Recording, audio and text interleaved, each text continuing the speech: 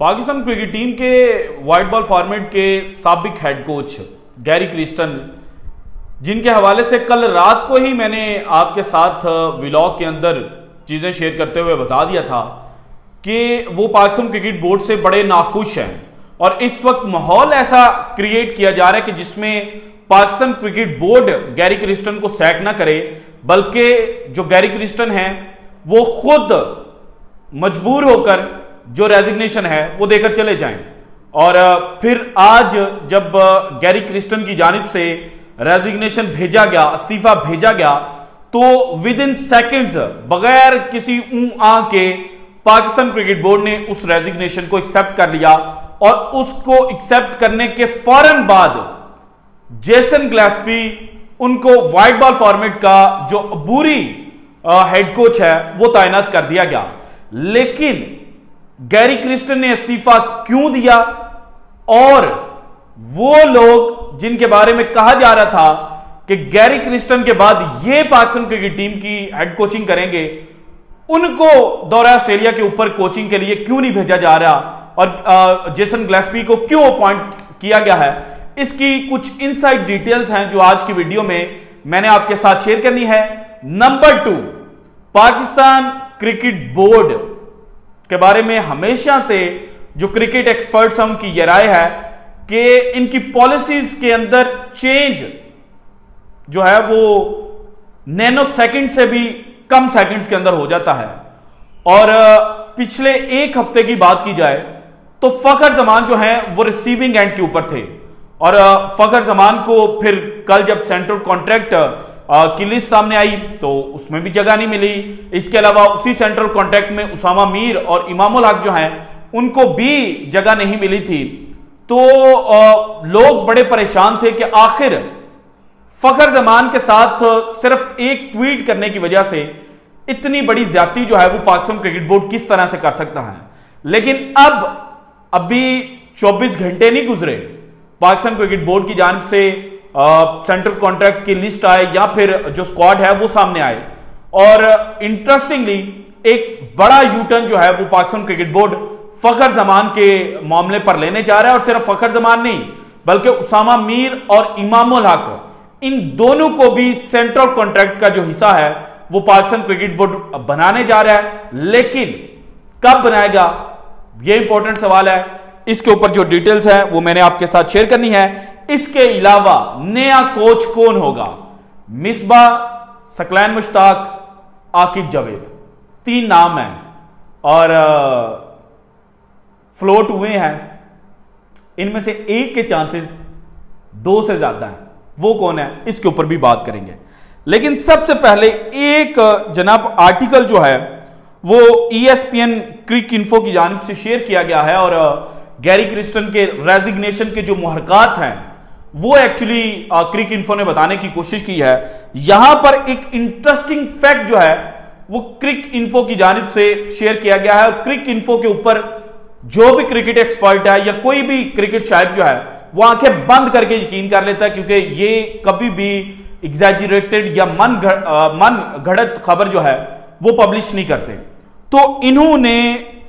जो पूरे पाकिस्तान और पूरी दुनिया के अंदर इस वक्त पाकिस्तान के 2 टेस्ट मैचेस की जीत का क्रेडिट आकिब जावेद के मुंह के ऊपर दिया जा रहा है कि आकिब जावेद साहब जो हैं उन्होंने प्लानिंग चेंज की, उन्होंने जनाब जो नई स्ट्रेटजी है वो बनाई थी। लेकिन हकीकतन क्रिक इन्फो के मुताबिक अलीम डार जो हैं, जो जनाब ICC के लीड अंपायर पैनल का हिस्सा रह चुके हैं और उसके अलावा पाकिस्तान के भी सबसे बड़े अंपायर हैं और इस साल का जो पाकिस्तान का डोमेस्टिक क्रिकेट का इवेंट्स होंगे वो इनके आखिरी इवेंट होंगे अंपायरिंग के। तो अलीम डार को जब सिलेक्शन कमेटी का हिस्सा बनाया गया था तो उस वक्त बड़े सवालात उठे थे। लेकिन ESPN क्रिक इन्फो के मुताबिक अलीम डार वो बंदा था जिसने सबसे पहले कहा था कि अगर आपने टेस्ट मैच जीतना है तो फिर आपको जनाब जो यूज्ड पिच है उसके ऊपर खेलना पड़ेगा। और कोट एंड कोट जो इन्होंने लिखा है ना वो मैं आपके सामने रखता हूं।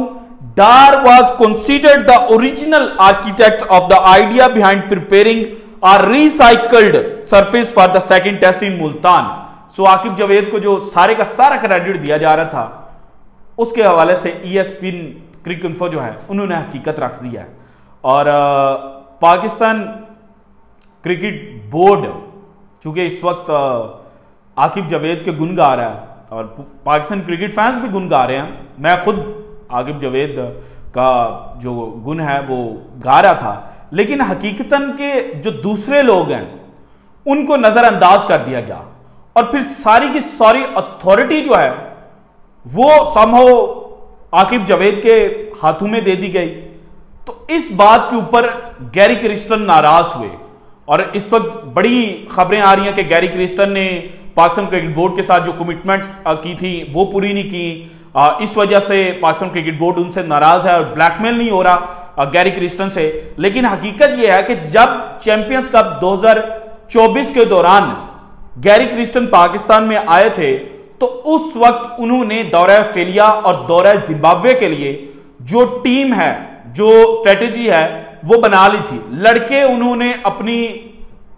जो नजरें हैं ना उनके साथ खेलते हुए देख लिए थे और बड़े नाम उन्होंने आउट कर दिए थे और छोटे नाम जिनके पीछे PR कंपेनें नहीं चलती उनको पाकिस्तान टीम का वो हिस्सा बनाने जा रहे थे, जस्ट लाइक आकिब जावेद। लेकिन पाकिस्तान क्रिकेट के कुछ लोग ऐसे हैं जो चीफ को गलत गाइड करते हैं, तो उन्होंने कहा कि भाईजान ये तो मामला ही सारा खराब हो जाएगा। और फिर ऊपर से सिलेक्शन कमेटी ने जो कारनामा किया, पाकिस्तान 2 टेस्ट मैचेस जीत गया। तो उन्होंने कहा कि जनाब 6 महीने पहले ये बंदा हमें मिल जाता तो हम तो कहीं और होते। सो वो जो 6 महीने वाली बात थी ना, तो उन्होंने कहा कि भाई सिलेक्शन कमेटी में से ये जो हेड कोच और कप्तान है ना इनको तो बाहर निकालें। और फिर मोहम्मद रिजवान तो खुशी खुशी डमी कप्तान जो है वो बन गए हैं, लेकिन गैरी क्रिस्टन ने कहा कि नहीं, मैं डमी कप्तान नहीं बनूंगा और डमी कोच नहीं बनूंगा और मैं मैच डे स्ट्रेटेजिस्ट के तौर पर काम नहीं करूंगा। जो मेरे साथ कमिटमेंट हुई थी वही काम जो है वो मैं करूंगा और लॉन्गर टर्म पर जो फायदा वो पाकिस्तान क्रिकेट को पहुंचाऊंगा। तो फिर मामला मजीद खराब हुए। फिर एक जनाब जो मैनेजमेंट के बंदे थे उनको भी एड ऑन कॉन करने की जो बात है वो गैरी क्रिस्टन की जानिब से की गई गालिबन, और यही वो मेन कंसर्न बना कि अब ये हमारे नीचे आ गया, इसको ठुड्डा कराते हैं। और फिर ठुड्डा करवा दिया गया और गैरी क्रिस्टन को ऐसा ठुड्डा हुआ कि गैरी क्रिस्टन खुद रिजाइन करने पर मजबूर हुए। सो ये जितने भी इस वक्त बातें चल रही हैं इनमें कहीं ना कहीं कुछ 10% सदाकत हो सकती है कि ब्लैकमेल PCB नहीं हुआ, और जो 90% हकीकत है वो यही है कि Gary Kristen versus selection committee मामला खराब हुए थे और यहीं पर जो सिलेक्शन प्रोसेस है उस पर गैरी क्रिस्टन ने उंगलियां उठाई थी। और फिर ESPN क्रिक इन्फो के मुताबिक ही पूरा पाकिस्तान समझ रहा था कि शायद कप्तान जो है उसके लिए मीटिंग होनी है मोहसिन नकवी साहब और मोहम्मद रिजवान की, तो उसके बाद स्क्वाड फाइनल होने। लेकिन हकीकतन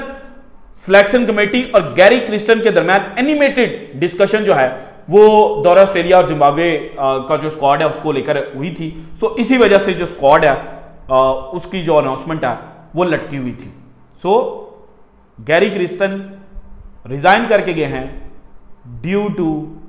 सिलेक्शन कमेटी। इसके बाद जो जेसन ग्लेस्पी को हेड कोच बनाया गया, हालांकि कल तक सबकी यही राय थी, कल रात तक, और फिर आज इनिशियली जब ये खबरें आना शुरू हुई कि Aqib Javed will be the coach of Pakistan cricket team. लेकिन हकीकत यह है कि चूंकि एक बंदा ऐसा है जिसको Pakistan cricket board head coach बनाना चाहता है, उसका ऑस्ट्रेलिया का वीजा नहीं लगा हुआ था और आज गालिबन 28 अक्टूबर है, 4 अक्टूबर को पाकिस्तान ने 4 नवंबर को पाकिस्तान ने वर्सेस अगेंस्ट ऑस्ट्रेलिया पहला ODI मैच खेलना है। सो दिन बड़े थोड़े थे, इसीलिए ऑस्ट्रेलवी जेसन ग्लेस्पी जो पाकिस्तान के रेड बॉल के हेड कोच है उनको कहा गया, रिक्वेस्ट की गई कि आप जरा जो व्हाइट बॉल फॉर्मेट है ना इसमें अबूरी हेड कोच के तौर पर बैठ गए और दौरा जिम्बाब्वे जो है वहां पर हमें पाकिस्तान का जो नया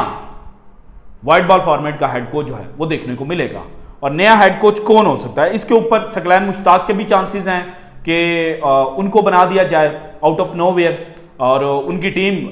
जीती भी थी चैंपियंस कप, तो उनके बारे में ये है कि वो टीम स्पिरिट और टीम का जो मोराल है उसको बूस्ट करके रखते हैं। लेकिन फिर मिसबाह उल हक भी हैं वो भी इस वक्त पाकिस्तान क्रिकेट बोर्ड के जो इनर सर्कल्स हैं उनके काफी नजदीक है, लेकिन जो ज्यादा हाई चांसेस हैं वो आकिब जावेद के हैं। और अगर आकिब जावेद नहीं बनते तो it will be a big surprise. इसके अलावा जनाब फखर जमान, पाकिस्तान क्रिकेट बोर्ड ने फखर जमान को सेंट्रल कॉन्ट्रैक्ट से बाहर किया और मोहसिन नकवी साहब ने जब कल प्रेस ब्रीफिंग की तो उसके अंदर उन्होंने ढके छुपे लफ्जों के अंदर ट्वीट का जिक्र भी जो है वो कर दिया था। तो सबको पता था कि ये ट्वीट की वजह से फखर जमान को जो अज़ेरे अताब है वो लाया गया है, लेकिन जो अवाम ने उंगलियां उठाई, अवाम ने सवाल उठाए, उसकी वजह से अब ये हुआ है कि उसामा मीर, फखर जमान, इन दोनों को सेंट्रल कॉन्ट्रैक्ट का हिस्सा बनाया जाएगा। लेकिन सेंट्रल कॉन्ट्रैक्ट का हिस्सा बनाने से पहले इनका दोबारा से फिटनेस टेस्ट लिया जाएगा और अगर ये फिटनेस टेस्ट क्लियर कर गए तो देन ये सेंट्रल कॉन्ट्रैक्ट का हिस्सा बन जाएंगे और सेंट्रल कॉन्ट्रैक्ट का हिस्सा बनने के बाद ये पाकिस्तान टीम को भी दोबारा रिप्रेजेंट करते हुए नजर आएंगे। जबकि इमामुल हक, इनके हवाले से यह है कि इनका फिटनेस टेस्ट क्लियर था, लेकिन चूंकि ये जनाब पाकिस्तान क्रिकेट बोर्ड की जो नई सिलेक्शन कमेटी है या नई मैनेजमेंट है या जो नए प्लानर्स हैं या जो नए थिंक टैंक हैं उनकी प्लानिंग का हिस्सा नहीं थे, तो इनको भी जो सेंट्रल कॉन्ट्रैक्ट है उसका हिस्सा नहीं बनाया गया। लेकिन एक बात अब ये सोची जा रही है कि जब पाकिस्तान साउथ अफ्रीका के खिलाफ टेस्ट सीरीज खेलने के बाद वापस पाकिस्तान आएगी तो इमामुल हक पाकिस्तान में जब टेस्ट खेलेगा पाकिस्तान, तो वहां पर तो पाकिस्तान के लिए बहुत बड़ा असासा साबित हो सकते हैं। सो इसीलिए इनको भी दोबारा जो सेंट्रल कॉन्ट्रैक्ट है उसका हिस्सा बनाया जाएगा और वेस्ट इंडीज के खिलाफ जो टेस्ट सीरीज होगी उसमें ये हमें पाकिस्तान के लिए खेलते हुए भी नजर आ सकते हैं। So this is it from today's episode. अगर आपको वीडियो पसंद है तो लाइक कीजिएगा, ज्यादा से ज्यादा शेयर कीजिएगा, अपनी कीमती राय का इज़हार लाजमी कीजिएगा और अगर आपने अब तक चैनल को सब्सक्राइब नहीं किया तो कर दें। शुक्रिया, अल्लाह हाफ़िज़।